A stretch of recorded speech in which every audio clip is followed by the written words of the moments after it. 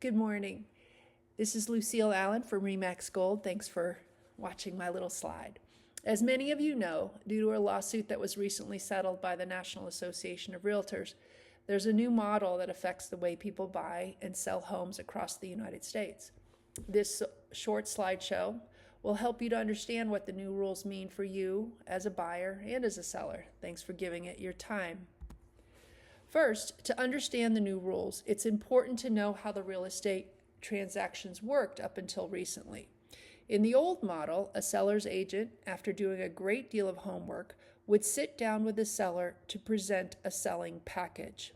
As part of that package, the seller and the agent would agree on the compensation for the selling agent and for the buyer's agent. The compensation for the buyer's agent would be part of the listing information on the MLS.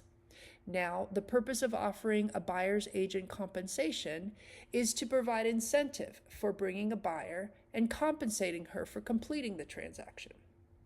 On the other side of the transaction, a buyer's agent would present several homes, and when the buyer decided on the one to purchase, the buyer, with the help of the agent, would submit an offer, and when accepted, the buyer's agent would order and review inspections, negotiate on any repairs, and then close the transaction. Remember, there's much more to it than this, but this is the high-level aspect of it all.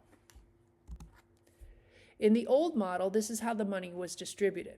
The buyer, and if the buyer had a loan, the lender, would fund an escrow account, which is managed in Northern California by a title company. The title company would then distribute the funds in the account, first to the seller's loan if there was one, then to cover any fees, taxes, or other encumbrances on the property, to the seller's agent, to the buyer's agent, and all remaining funds would then go to the seller. This is pretty straightforward, easy to understand. One thing to consider, though, is who is actually paying the fees? Is it the seller who gets the funds at the end of the sale? Is it the buyer who funds the funnel in the first place? I think there's an argument for either one. The new model is a little bit different. Here's how.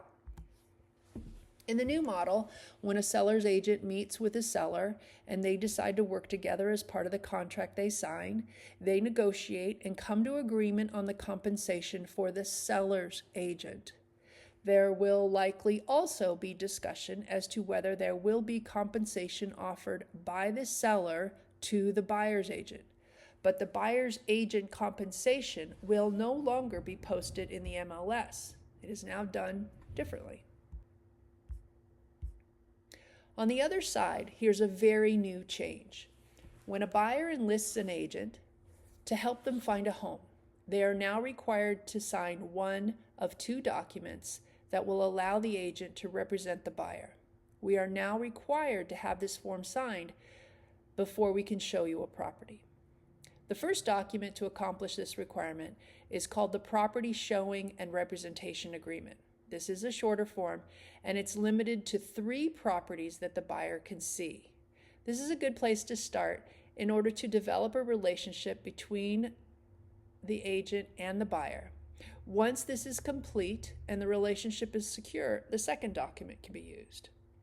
The second document is the Buyer Representation and Compensation Agreement.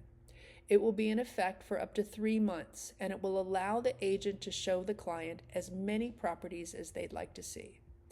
Both forms not only ensure that the client has agency representation, it also outlines the compensation that the buyer's agent will receive. Remember how I said that it's no longer listed on the MLS? Well, this is where it is documented. This now becomes a negotiation between the buyer and her agent, and this is where the payment is outlined. When the right house is found, the buyer's agent will submit an offer on behalf of the buyer. This offer will most likely include a document that outlines how the buyer's agent will be compensated through concessions from the seller. So how does a buyer's agent get compensated? It can come from one of 3 sources. The first and most common way is through seller concession. Although executed a little bit differently, it ends up looking exactly like the original model of real estate. Second, the buyer can work with the lender to include the agent fees in the loan. Most major lending agencies are working to make this happen. There are a variety of ways to do it, but it can be a bit tricky. Your agent and your local lender will help you through this option. Third, the buyer can compensate the agent directly through escrow as another fee of the transaction. For cash buyers, this could be a good option for tax benefits. Your tax specialist can provide more details. In the new model, the buyer and the lender, if a loan is required, will fund the escrow account. Then the funnel of payment is basically split into two funnels. On the seller's side, the seller now distributes funds to pay off the loan, if there is one, pay taxes, fees, and other encumbrances associated with the property, pay the seller's agent, and the remaining funds go to the seller. On the buyer's funnel, the buyer then pays any fees associated with the transaction and also pays the buyer's agent. But look at the red dotted line. If the seller agrees to pay concessions that will pay the buyer's agent, that money will be loaded into the buyer's funnel by the seller. So even though the buyer is technically responsible for paying the buyer's agent, the fund can come from the seller to make that happen. It's not super complicated, and it may not look much differently than it currently does, but the model is new, and there will be a period of adjustment to allow this to settle out. So why all these changes, and who truly benefits from these changes? In a nutshell, it was a lawsuit in Missouri in which the National Association of Realtors were sued by a seller who claimed that they did not know that they had to pay the buyer's agent, and they felt that the compensation was hoisted on them. As soon as the NAR lost the case, dozens of copycat suits lined up.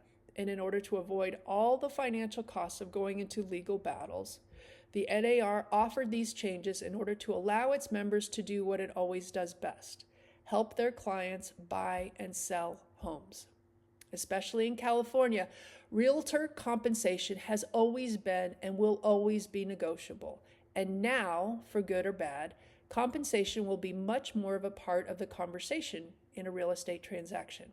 For me personally, I will always do everything I can to represent your best interests. Any questions? Feel free to reach out to me. I'm happy to sit down and explain this new model to you in more detail. In the meantime, I'm sending you good thoughts, always.